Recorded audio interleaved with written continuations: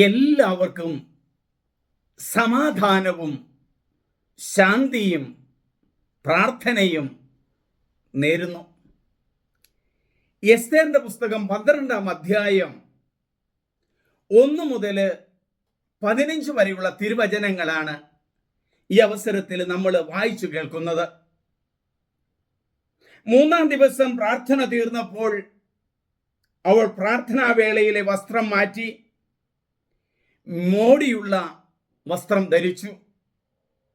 രാജകീയമായ അലങ്കാരങ്ങൾ അണിഞ്ഞ് എല്ലാം കാണുന്ന രക്ഷകനായ ദൈവത്തിന്റെ സഹായം വിളിച്ചപേക്ഷിച്ച് 2 തോഴിമാരെയും കൂട്ടി അവൾ നടന്നു.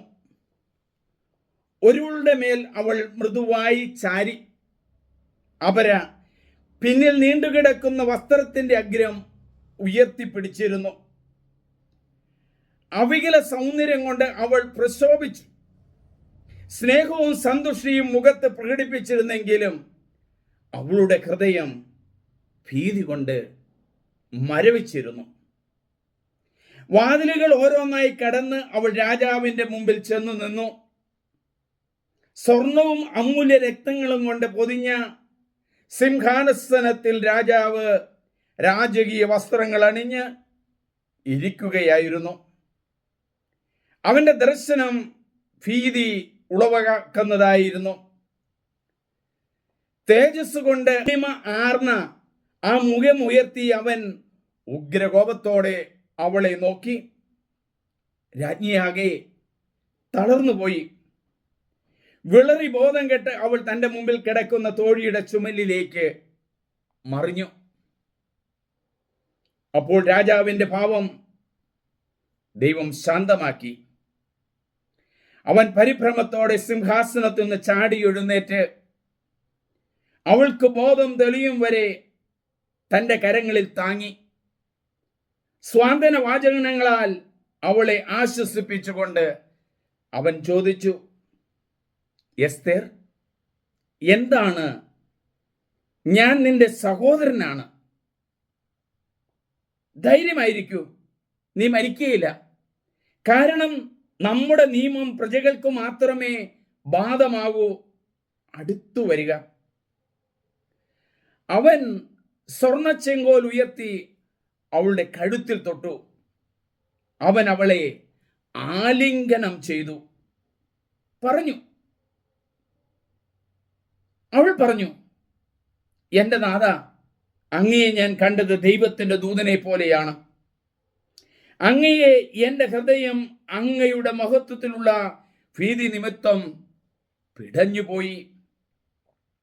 എന്റെ നാഥ, അങ്ങ് അത്ഭുത പുരുഷൻ തന്നെ. അങ്ങയുടെ മുഖം തേജസ്സുറ്റതാണ്. സംസാരിച്ചു കൊണ്ട് നിൽക്കെ അവൾ മോഹാത്സ്യപ്പെട്ട് വീണു. രാജാവ് അത്യന്തം പരിഭ്രമിച്ചു. അവന്റെ ദാസന്മാർ അവളെ ആശ്വസിപ്പിക്കാൻ ശ്രമിച്ചു.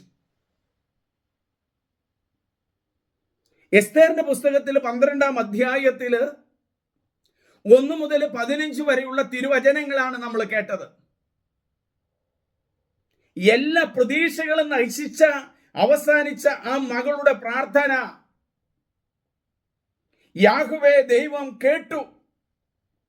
എല്ലാ പ്രതീക്ഷകളും അവസാനിച്ചിരിക്കുമ്പോൾ പ്രിയരെ, ദൈവസന്നിധിയില് നമ്മൾ എളിമയുള്ളവരായിട്ട് യാഹ്വേയുടെ മുമ്പില്, അദോനായിയുടെ മുമ്പില് നിന്നാൽ ദൈവം രക്ഷപ്പെടുത്തുമെന്ന് കാണിക്കുന്ന മനോഹരമായ ഒരു പഴയ നിയമലേഖനമാണ് എസ്തേറിന്റെ പുസ്തകം. 12-ാം അധ്യായമാണ് നമ്മൾ വായിച്ചു കേട്ടത്. ദൈവം എത്രയോ കരുണയോടെയാണ് ഈ സഹോദരിയുടെ ജീവൻ നിലനിർത്താനായിട്ട്, ഇസ്രായേൽ ജനതയുടെ ജീവൻ നിലനിർത്താനായിട്ട് ഇടപെടുന്നത്. ഈ വചനം കേൾക്കുന്ന സഹോദരങ്ങളെ, നിങ്ങളുടെ വചനം, നിങ്ങളുടെ ബുദ്ധിമുട്ടുകള്, നിങ്ങളുടെ കരച്ചിലുകള്, കണ്ണീരുകള് ദൈവസന്നിധിയിൽ ചെല്ലുന്ന മനോഹരമായ ഒരു പുസ്തകമാണ് എസ്തേർ. എസ്തേറിന്റെ പ്രാർത്ഥനയും മർദുക്കോയുടെ പ്രാർത്ഥനയും നമ്മുടെ ഹൃദയങ്ങളിൽ തളം കെട്ടണം. നമ്മൾ പ്രാർത്ഥിച്ചാൽ ഹൃദയമുരുകിയ പ്രാർത്ഥന ദൈവസന്നിധിയിൽ സ്വീകാര്യമാണ്. നമ്മുടെ ഹൃദയം ഉരുകണം. എൻ്റെ ജീവിതാവസ്ഥയിൽ, എൻ്റെ ജീവിത നടപ്പില്, വർഷങ്ങളോളം ധ്യാന കേന്ദ്രം നടത്തിയ അവസരങ്ങളിൽ കരഞ്ഞു പ്രാർത്ഥിച്ച എല്ലാ പ്രാർത്ഥനയും ദൈവം കേട്ടിട്ടുണ്ട്. എത്രയോ രോഗികളെയാണ്, ക്യാൻസർ രോഗികളെയാണ് ദൈവം സൗഖ്യപ്പെടുത്തിയത്. ദൈവത്തിന്റെ സൗഖ്യത്തിന്റെ കരം നിങ്ങളുടെ മേൽ നീട്ടട്ടെ. ദൈവം നിങ്ങളെ അനുഗ്രഹിക്കട്ടെ എന്ന് പ്രാർത്ഥിക്കുന്നു. ദൈവമേ നന്ദി, ദൈവമേ ആരാധന, ദൈവമേ സ്തോത്രം. ഹല്ലേലൂയ.